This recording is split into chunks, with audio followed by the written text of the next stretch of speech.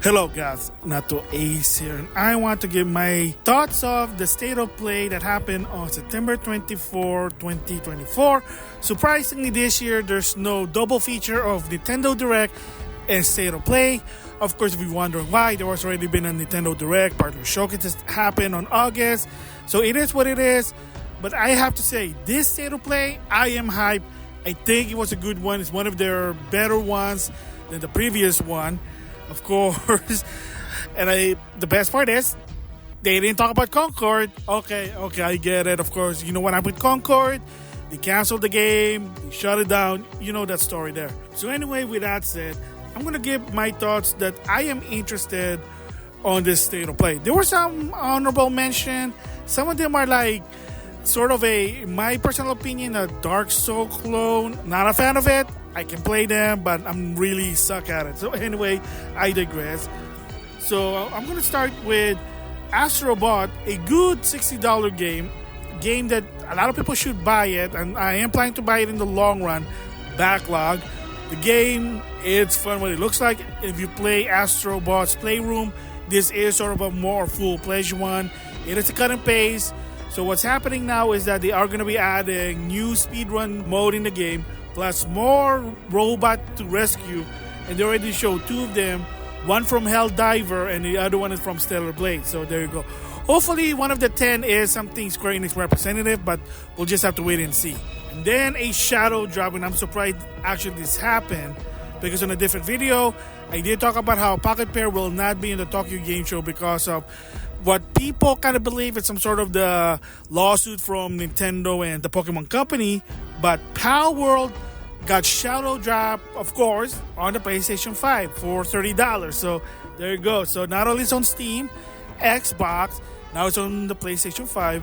And yes, I wouldn't be surprised if this one's also going to be on the Switch too. Just, you gotta wait and see. I don't think it's the type of game that you need to play it as soon as possible. Maybe in the long run, crossplay, but we'll just have to wait and see. This one is a left field for me. I did not even see this coming. A lot of people hoping to able to play this on a modern console. So the last time that you're sort of able to play this is on the Sega Mini Genesis 2. If you bought the Japanese version, I did talk about it. The American version, unfortunately, they had to remove it because of Victor, who used to work for Working Design. Of course, that company basically went bankrupt due to following Sony's policy. So the problem is that in order to put those version from Working Design, you gotta pay him a lot of money, and Sega said, heck no. So the closest one was either you have the PlayStation 1 version, because there was no like PlayStation Network version, or if you have a PSP, you can get it, the remix of the first game. But not anymore, because Sony announced Lunar Collection Remastered. So the first and the second game will get a remaster that's going to be released on spring of 2025. So some people already said it's not on the Switch. It'll be interesting as State of Play. They announced the game also going to be on the Switch. Yes, I mean, if that makes sense to you, more power to you. But the bottom line is, I wouldn't be surprised, because if it makes sense for them, what's it called? Reboot and Awaken, they should put it on the Switch console. Xbox to some extent, and heck, even Steam. So yeah, now this game's going to be multi-platform. It makes sense. It's not even high demand in power, so even the Switch is going to run it. But for me personally, I'm going to play it on the PlayStation 5 because I want to get that trophy. Oh, and also, did I mention there's also a PS4 version? So if you buy it digitally, you have the PS4 and the PS5 version, double the trophy if you're into those type of thing, like myself. Okay, moving on from that one is, they finally talk even more info for Teenage Mutant Ninja Turtles Shredder's Revenge. So, of course, you saw Xbox did some sort of like a trailer, DLC. So, there are going to be free DLC and paid ones. So, the free one is, there's going to be remix music based on famous composers. Cool. But the paid one is, they're going to add two new characters. So, Mona Lisa, which is a female mutant lizard, and Gecko Mondo, a male gecko. So, I mean, if you follow the 80s Ninja Turtle, those are the characters. So, that's cool. So, they showed more about Sonic Cross Shadow Generations. Of course, if you watch the Sonic Central, they did talk about the game.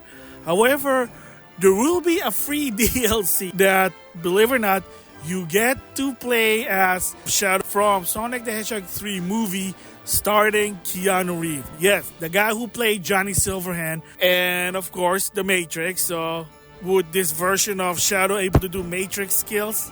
Maybe not, I don't know. But, yes, Keanu Reeves also going to land his voice for this one. So, I don't know what the deal is. I mean, again, multiple timeline, time and space, multiverse. Just think about it like that. But free DLC, and again, that's going to be also, I think, going to be in all version. Yes, to some extent, it is unfortunate that PlayStation 5 version will have some exclusive content. Don't know why. Maybe Sony paid them. Maybe it's whatever the videos was made by Sony Picture. I don't know, but it is what it is there. And then another one that was also on the PlayStation State of Play, but this one's also going to be multi-platform. It's a freaking Apple Arcade game, so it just makes sense. So again, just like the Nintendo Direct, a lot of this game will be multi-platform, so relax. So what am I talking about?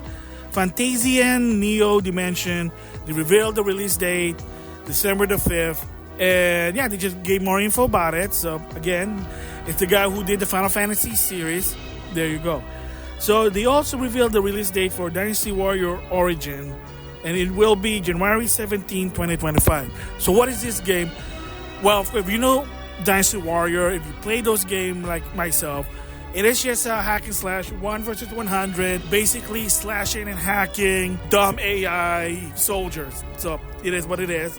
So, but this one, remember, the keyword there is origin, and it's supposed to be, this time around, you play as a nameless hero, experience the Han Dynasty story. If you play Dynasty Warrior game, to some extent, some of the characters they live throughout the Han Dynasty storyline. Let's just say that. But yeah, so anyway, so you get to play as a original nameless character that experienced what happened to the Han Dynasty. It wouldn't be a presentation without Monster Hunter World. Oh boy. So whether it's State of Play, Summer Game Fest, Gamescom, well, maybe not Nintendo Direct because obviously reason, but Tokyo Game Show, they're always talking about Monster Hunter World. So they reveal more about the story, more monster. Cool. Monster Hunter games are fun, but to some extent, for me, it's not really my cup of tea. However, I was shocked with the release date for this game. So they revealed that the game will be released on February 28, 2025. And yes, a lot of this game will be 2025. Makes sense for State of Play. There's already enough game for PlayStation, heck, even third-party game. I'm just surprised because I thought it would be summer of 2025. Makes more sense. I thought they needed more time, but nah, apparently, I guess they're almost done with the game and they're confident enough. And of course, they're probably going to add more content in the long run, but yeah. February 28, 2025. Interesting there. More info about Lego Horizon. And yeah, they show a lot about pre-order stuff. And of course, there's also caution that's based on another PlayStation character. It is what it is. There you go. And of course, no surprise, it's been leaked. And of course, the problem also with Sony is if they're having a hard time doing new IP or sequel to their IP to some extent, I'll explain it later. Why not do remastered? And yes, Horizon Zero Dawn gonna be remastered for the PlayStation 5 and PC. But the caveat at least is that if you have the PS4 version, you're able to get the PS5 version for $10. Yes, it is not gonna be free. It is bullshit. In my opinion, it should be, but apparently the way they talk about it, that there are more stuff to this remastered versus the original. So I buy. It makes sense to some extent there. So it is what it is. I mean, hey, at least they also did that with The Last of Us Part 2. And, if you want a PS5 version, $10 kind of makes sense. And at least for me, to some extent, I got the PS4 version for $10. So total $20 for me. Yay. Again, it is what it is there. And then Stellar Blade has new updates and free feature. And of course, the most requested feature is here. And I'm happy. A lot of people will be happy. And that is Stellar Blade will have photo mode. So use your imagination and let it go wild. There you go. And share it on social media. And not only that, they also revealed that they will do a collaboration with Nier Automata. So That's another game that's really based, and the guy who created it's really famous. And I mean, I played the game. It is fun. Again, backlog. And if you know the main character 2B, she's very pretty. If you know what I mean, wink, wink. So, but anyway, there will be collaboration. I don't know, maybe it's just costume and stage, but it would be much awesome if 2B actually make an appearance. And of course, it wouldn't be State of Play without the talk about the PlayStation Pro. I did talk about it. And let's just say that it's going to be for the elite of the elite. It is what it is there. So anyway, what am I talking about here? So Mark Cerny came out. He talked about, hey, there's going to be a lot of games that's going to support the PlayStation 5 Pro Enhanced, Final Fantasy 7, Rebirth, Metal Gear Solid 3, Star Wars, The Vive, Gran Turismo 7, and a lot of top games. Even Assassin's Creed Shadow, that controversial game, even Stellar Blade. So there are a lot of games. If you want to know the list, it's probably going to be in the internet. But yeah, so you got to give prop. At least there are some games that giving you reason to some extent to play it on a pro version. However, they did reveal one thing, that it will also be a PlayStation 5 Pro Enhanced. And yeah, this is the biggest one. At least there's one more thing. And I got to give props to Sony for doing this. And they reveal a sequel to Ghost of Tsushima titled Ghost of Yotei. So at first you might say, wait a minute, so what happened to Jin Sakai? What happened to this? What happened to the Mongolian? What happened to the story? Well, whether you like it or not, it's a different timeline now. So rather than continuing the story with Jin Sakai, which that set place in the year 1274 with the Mongolian invasion, this one sets in 1603. So PlayStation Block kind of explain what it is. This is basically what they say. One of the key things is that basically first, the main character is Atsu. Her journey takes place in 1603. So 300 years after Ghost of Tsushima. So it doesn't really make sense if Jin Sakai is in 1603. By then, he passed away. An old man, whatever. Our story is set in the land surrounding Mount Yotei, a towering peak in the heart of Ezo, an area of Japan known as Hokkaido in present day. So basically, that's what Mount Yotei is. So again, 1603. And what the story is, well, right now, they really are not talking about it. But yeah, so you might say, oh, that sucks. I want Jin Sakai's story. Well, again, think of it as the Final Fantasy. It's a self-sequel. You don't need to play the previous game to know about this one. Because again, it's a different story, different main character. So that's why at first, like, oh my God, it's not Jin Sakai. It's not, why is it a female? But then when I read the block, like, oh, it makes sense. 1603, it's about the Ezo. Again, it's all about Hokkaido in the past. It's a different timeline, so it is what it is. And like I said, this game will be Pro Enhanced. So awesome. Can't wait for this one, 2025. NautoAis in the future. And a tidbit about Ghost of Yotei is, first of all, I've seen a lot of people are concerned, oh my gosh, it's a female lead. Oh my gosh, it's quote-unquote woke situation. And I saw one of Smash JT's posts, and he said, just gotta relax, let's see what it is. And like I have to agree with that it's just a teaser trailer, so we don't know what the story is, what's the story behind this main character, and what it is.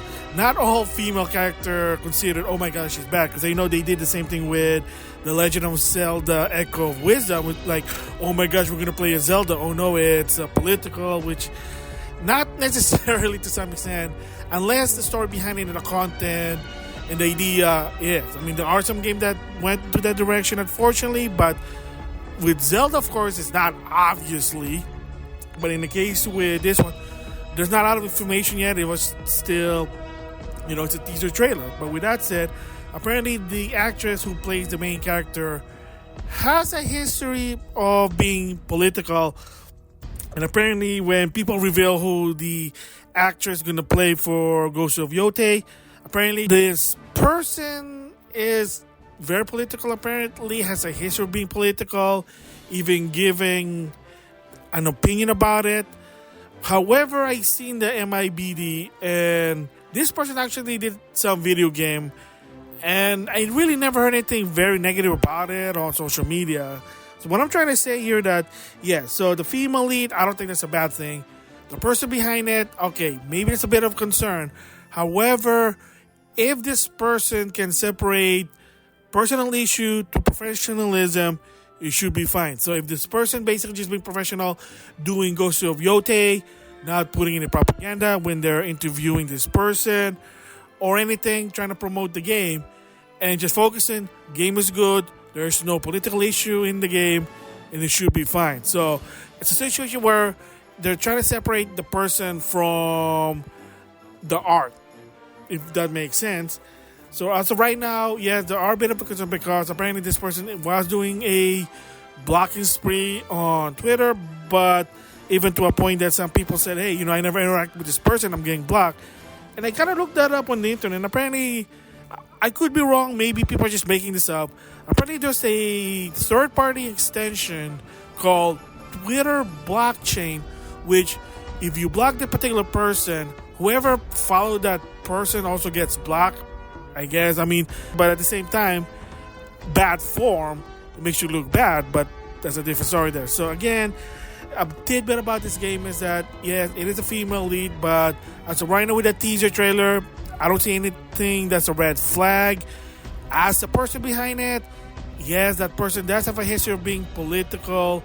However, I have never really seen anything that the game gets ruined by this person.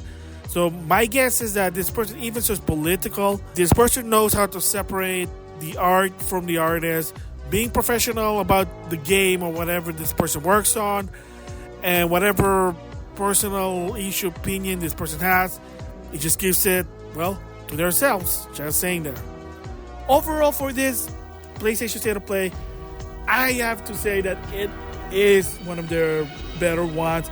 And there are even some games that I'm sort of interested, but it's really like, maybe not something that I need to give my thoughts on. But there are some games that for everyone to some extent there. Less VR, no Concord, and surprises, Japanese role-playing game that has anime waifu for me. So I'm happy about it. So for me, I'm going to give it maybe an 8 out of 10 because there is something for me there, some, not just one or two. And that Sony is sort of still supporting Japanese. Because for a while, they were trying to be less Japanese, more American. Again, maybe that's something to do with Jim Ryan. Because again, PlayStation 5 wasn't selling good in Japan anymore in the past. Maybe it's a redemption, who knows. But they still have Japanese games. Yeah, it's not from Sony themselves. They had PlayStation Studio. They dissolved them. That's why you got Team Asobi, the remnants of it. Hopefully, maybe they'll make a new Japanese studio. I don't know. It is a business, it sucks, but at least there are some games that from Japan that I like. And even Shadow Drop, so I gotta say. So it's an 8 out of 10 for me because there are some games. It's not a perfect because to some extent, PlayStation 5 Pro, I'm sorry, $700 without a disc drive. No matter what, even so you say, oh look, you can play Ghost of Tsushima on PS5 Pro. It's going to be so much 4K, 8K, 60 frames per second. That's still $700, and not everyone's a rich bastard. Just saying this. So that's just 8 out of 10. There are some good games. There are just some PS5 Pro really kind of, no matter what you see, the price is going to be stuck to it. Just saying that. Anyway, that's my thoughts on the PlayStation State of Play that happened on September 24, 2024. So with that, I'll see you guys later.